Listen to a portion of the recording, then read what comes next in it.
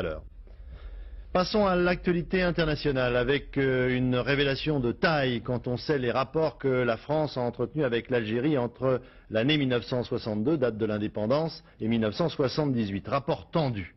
En effet, le magazine Le Nouvel Observateur nous apprend cette semaine que pendant ces 16 années, la France a disposé en Algérie d'une base secrète qui lui permet d'expérimenter des armes chimiques. Hervé Brusini. C'était en Algérie, le 13 février 1960, la première bombe nucléaire française. L'essai avait été préparé dans le plus grand secret, ici, au cœur du Sahara, à Reggane. Ce dossier n'a à présent plus grand-chose de mystérieux. En revanche, on ignorait totalement l'existence d'une autre base secrète, elle aussi, située à quelques centaines de kilomètres de là. Nom de code, Bédenamous. En fait, le village de Beni Welif.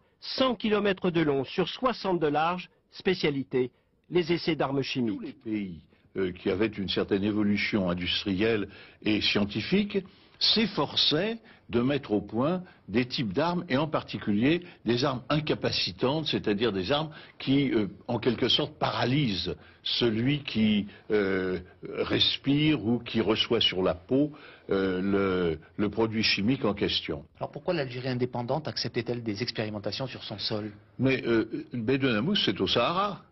Et au Sahara, comme on le sait, il n'y a pas beaucoup d'habitants.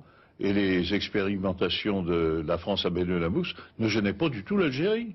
Au contraire, je dirais au contraire parce que ça apportait autour de Bédenamous une certaine activité qui a disparu complètement quand nous avons fermé le centre.